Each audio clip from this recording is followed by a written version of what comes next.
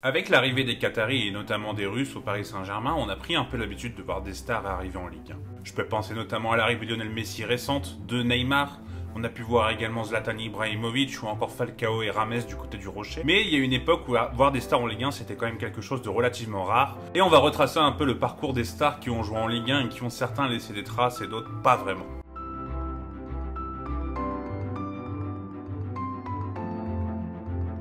Bonjour à tous, j'espère que vous allez bien, écoutez-moi, tout va pour le mieux, très heureux de vous retrouver pour cette nouvelle vidéo.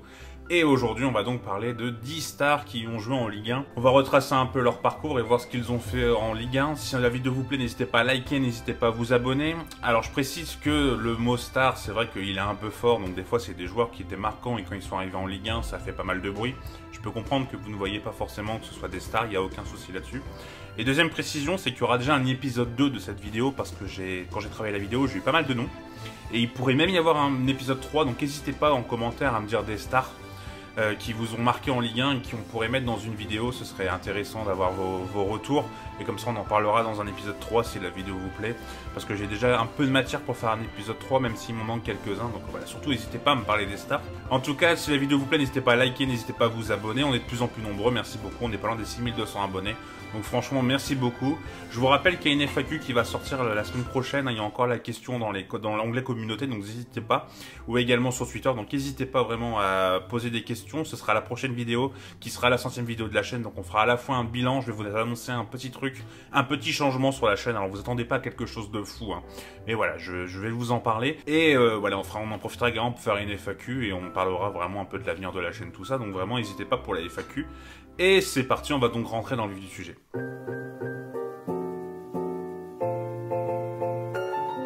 Numéro 10, prometteur néerlandais évoluant à l'Ajax, il signe du côté du Real Madrid en 2007, où il ne va pas laisser une trace vraiment indélébile et 2 ans plus tard, il part en Italie, plus précisément à l'Inter Milan. Première saison exceptionnelle avec un triplé Coupe d'Italie, Championnat d'Italie et surtout Ligue des Champions.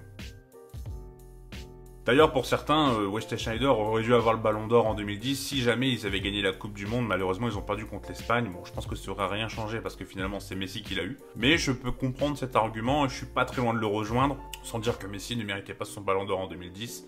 Mais c'est vrai que Sneijder, cette saison-là, c'était quand même quelque chose d'assez fou. D'ailleurs, il va être un peu moins bien après cette saison et en 2013, il va partir pour la Turquie, plus précisément à Galatasaray. Et 4 ans après, il va être recruté par Nice. Sauf que cela ne va pas du tout bien se passer. Lucien Favre va jouer dans un système qui ne permet pas forcément à Sneijder de jouer, avec en plus un peu de surpoids, et le passage à Nice va vraiment durer peu de temps. Seulement 8 matchs, une passe décisive.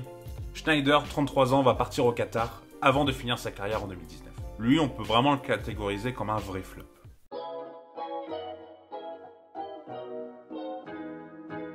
Ronaldinho arrive en 2001, en avril, alors que son contrat ne prendra effet qu'en juillet. Il en profitera pour s'acclimater à la vie parisienne et aux installations du PSG, et aux discothèques. Alors qu'il n'a que 21 ans, Rony est déjà une star au Brésil avec quelques sélections, et le voir arriver dans la capitale française attire forcément les fans de foot et même le monde médiatique. Il fait partie des rares joueurs à être invité sur Nulle part ailleurs, émission en vogue de Canal+.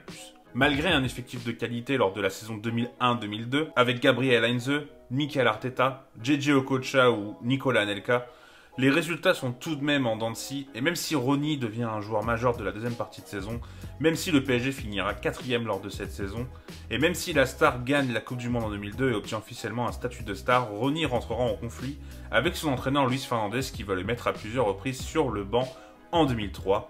Et Rony va quitter la France pour la Catalogne où il écrira définitivement sa légende dans le foot. Et on se rappelle également de cette pub Nike qui était complètement folle où il enchaîne les barres transversales. C'est une des premières vidéos que j'ai vues sur YouTube et franchement elle m'a marqué, je pense qu'elle m'a marqué à vie.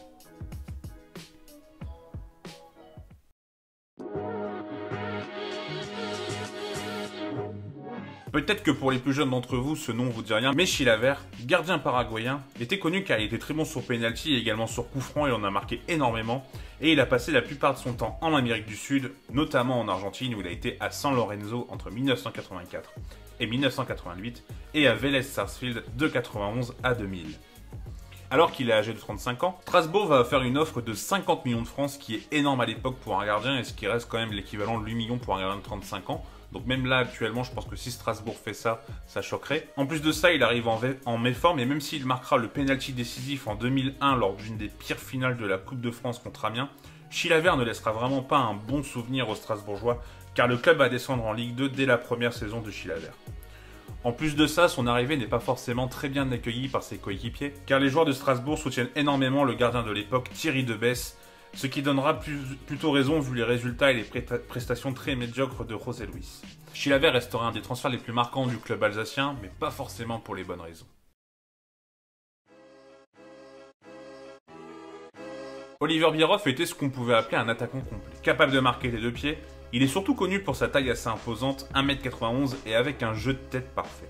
C'est assez rare pour un joueur allemand à cette époque, mais ce n'est pas en Bundesliga que Oliver Bierhoff va briller. Il laisse des souvenirs assez contrastés à Mönchengladbach ou à Hambourg. Il va partir à Salzbourg avant de partir à Ascoli, où il va jouer une saison en Serie A avant malheureusement de descendre en Série B, où il fera 3 saisons en Série B, où il sera très bon. Il va attirer donc Udinese, où il jouera entre 1995 et 1998.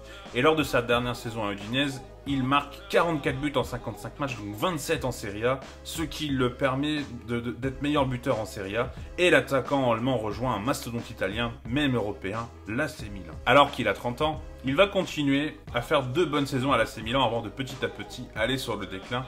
Et en 2001, il rejoint l'AS Monaco. Malheureusement, sa carrière est déjà bien entamée et Bierhoff ne fera pas véritablement une bonne saison où il disputera que 18 matchs de D1 pour 4 buts.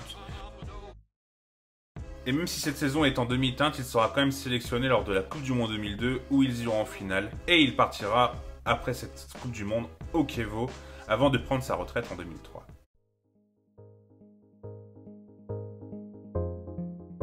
Certains l'ont découvert sur FIFA, notamment les plus jeunes d'entre nous, mais Jairzinho c'est véritablement une légende au Brésil. En équipe du Brésil, il joue 107 matchs, dont 81 officiels, et marque 33 buts avec la Seleção. Il fait surtout partie de l'équipe du Brésil victorieuse de la Coupe du Monde 1970, pendant laquelle il réussit l'exploit de marquer pendant toutes les rencontres de la phase finale, soit 7 buts au total.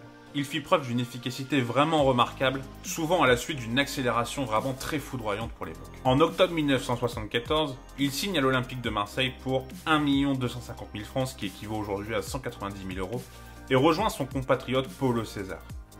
Arrivé blessé aux adducteurs, il doit attendre 2 mois avant de jouer. Le 13 mai 1975, lors du quart de finale retour de la Coupe de France contre le PSG, il est accusé d'avoir agressé un juge de touche. Il proclame son innocence mais est condamné à 2 ans de suspension, dont 1 avec sursis, et malheureusement cette suspension va mettre fin à son histoire avec l'Olympique de Marseille.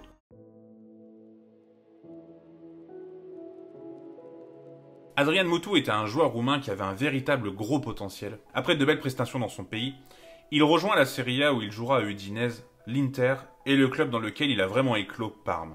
Il partira après à Chelsea où ce sera plus compliqué, on en a parlé d'ailleurs dans la vidéo sur les flops de Chelsea, et il sera même suspendu à cause d'un test positif à la cocaïne. Il sera donc suspendu suite à ce test positif et après un passage mitigé à la Juve, il arrive à se relancer du côté de la Fiorentina, sauf qu'il enchaîne quelques blessures et en plus de ça, il a un test à nouveau positif, ce coup-ci à l'acibutramine, qui le suspendra et le mettra de côté pendant 9 mois. Et après, il fera une petite pige à Cesena avant d'arriver de manière surprenante en Corse, plus précisément à l'AC Ajaccio. D'ailleurs, ce maillot avec les restos du cœur, belle pépite. Belle pépite. Adrian Mutu jouera une trentaine de matchs et marquera tout de même 11 buts avec notamment un doublé contre l'Olympique Lyonnais, après une victoire 3-1 des Corses. Et il partira ensuite en résiliant son contrat et en rejoignant, alors que cela devait être de base un prêt, le Petrolul Ploiești. Excusez-moi pour la prononciation si elle n'est pas bonne. On pouvait quand même s'attendre à mieux de sa part de sa carrière, parce que moi je me rappelle quand il était à Parme, vraiment il était vu comme un des plus grands attaquants en devenir, et ça n'a pas forcément été le cas, notamment dû avec des soucis et des tests positifs, mais ouais, franchement c'était vraiment une très belle, c'était vraiment un très beau joueur.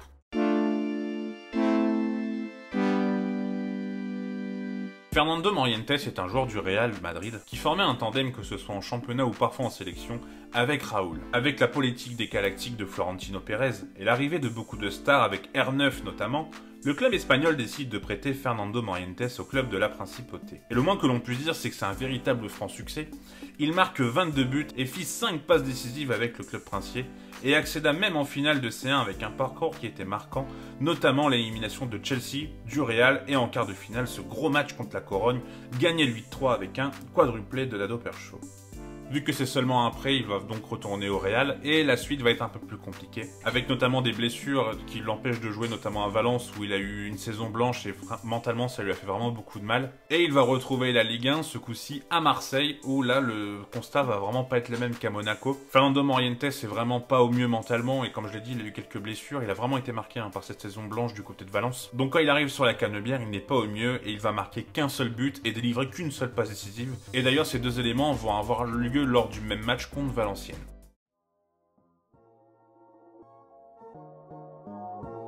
Giovanni Elber est un grand attaquant brésilien du Bayern Munich entre 1997 et 2003, où il avait déjà brillé juste avant en Allemagne à Stuttgart, et malgré les croisés en 1999, le bilan est vraiment bon en Bavière. 133 buts et 56 passes décisives en 260 matchs. Alors qu'il a 31 ans, Lyon frappe un gros coup en le recrutant pour remplacer Sonny Anderson, légende du club, et en apportant un joueur qui a gagné avec des champions et capable d'apporter son expérience dans cette compétition pour permettre au club d'être compétitif. Il aura marqué des buts importants en Ligue des Champions, notamment contre son ancien club le Bayern, où il est touché de marquer contre son ancien club, on se souvient de cette célébration. Claude. Oh, il en pleure, Giovanni Elber. Et également un but contre le Celtic.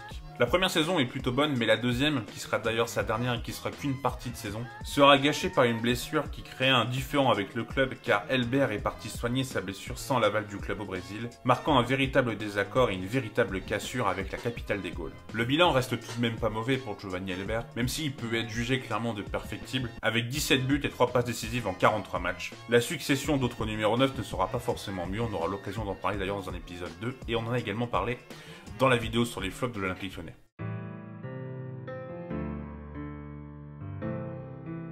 Le père du joueur de Valence, Justin Kluivert, c'est un attaquant néerlandais que je qualifierais de joueur de classe mondiale. Il fait partie des premiers attaquants que j'ai aimés en étant jeune, et j'en ai vraiment des très bons souvenirs. Il commence sa carrière professionnelle à l'Ajax, dans le grand Ajax, qui verra le club amsteldalois lever la Ligue des Champions en 1995, et en 1997, bien bousculé par l'arrêt Bosnan, il fait une année du côté de l'Italie, en l'occurrence à l'AC Milan, avec ses coéquipiers Edgar Davids, Winston Bogarde et Michael Reisiger. Après seulement un an, 33 matchs, 9 buts en Lombardie, Patrick s'en va donc en Catalogne, où il écrira une très belle page de son histoire, avec plus de 122 buts en 257 matchs. Malheureusement, son corps commence à rencontrer beaucoup de difficultés lors de ses passages successifs à Newcastle, Valence et également au PSV, mais le LOSC va tout de même tenter le coup pour essayer de profiter de l'expérience du goléador néerlandais. Sauf qu'il ajoutera que 4 buts à son compteur personnel lors de ses 14 matchs au LOSC, avec un corps beaucoup trop fragile, même s'il aura marqué les joueurs comme Ludovic Obraniak l'a indiqué récemment sur Amazon, par son professionnalisme et également par son talent. Il arrête sa carrière après cette pige française.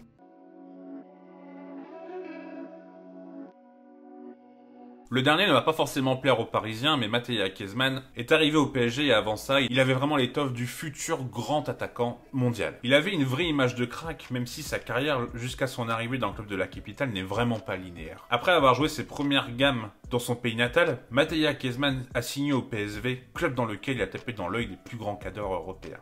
D'ailleurs, lors de ces 4 saisons, Mattia Kezman était appelé Batman, et à chaque fois qu'il marque à domicile au Philips Stadion, la musique de Batman retentit, et un de ses coéquipiers est d'ailleurs Robin, en la personne d'Ariane en Robben. D'ailleurs, une des rares fois où Robin aura un meilleur sort que Batman. Il part à Chelsea où il ne s'imposera pas, car un certain Didier Drogba est arrivé en même temps, et qu'on va plus José Mourinho au poste d'attaquant. Il va partir une saison après du côté de l'Atlético de Madrid, où il rencontre à nouveau des difficultés par rapport à l'acclimatation et le style de la Liga. Malgré un bilan comptable pas si famélique, 10 buts en 33 matchs. Il ne reste pas en Espagne et partira du côté de la Turquie, plus précisément au Fener. Alors âgé de 29 ans, notre super-héros chauve-souris va donc rejoindre le club de la capitale, et le PSG pense recruter une véritable star capable d'encrier une panoplie de buts. Sauf que malgré quelques buts, ça se passe pas très bien pour le Serbe, et à peine 6 mois après son arrivée, mécontent de sortir et sous les sifflets des supporters, il jette son maillot, ce qui provoquera un véritable tollé et une véritable impopularité auprès des Parisiens. Il n'aura en plus de ça pas la confiance de Paul Le Guen, et il est prêté au Zénith 6 mois, qui ne lèvera pas l'option d'achat, donc retour en France, avec en prime un ballon de plomb devant Kader Keita et Nicolas Dieuze. L'année suivante, il inscrira que 2 petits buts, et le PSG résiliera son contrat en novembre 2010. Véritable flop. J'espère que la vidéo vous aura plu. Écoutez, moi j'ai pris beaucoup de plaisir à la préparer. Comme je vous l'ai dit, il y aura un épisode 2 et si ça vous plaît vraiment, il y aura un épisode 3. J'ai vraiment pas mal de noms déjà pour un épisode 3, donc n'hésitez pas. à me dire en commentaire s'il y a des noms, vous, de stars qui vous ont marqué. Alors comme je vous l'ai dit, de stars ou de joueurs, quand ils sont arrivés, on s'est dit ah ouais, c'est vraiment un joueur très important avec une véritable stature, quoi, comme vous avez pu le voir dans la vidéo. Pas des stars mondiales comme David Beckham par exemple au PSG, mais voilà, ce genre de gros joueurs, quand ils sont arrivés, on s'est dit il y a quelque chose. Donc n'hésitez pas à me dire en commentaire. N'hésitez pas également à me dire s'il y a des joueurs qui vous ont marqué ou pas, ça m'intéresserait vraiment de vous lire. Encore merci pour les commentaires d'Alain qui sont très bienveillants. On se retrouve pour la prochaine vidéo, donc pour la 100e vidéo de la chaîne. J'ai assez hâte de vous la sortir. Et je vous souhaite une bonne journée, une bonne soirée en fonction de l'heure où vous regardez la vidéo. Et je vous dis à bientôt, prenez soin de vous. Tchuss!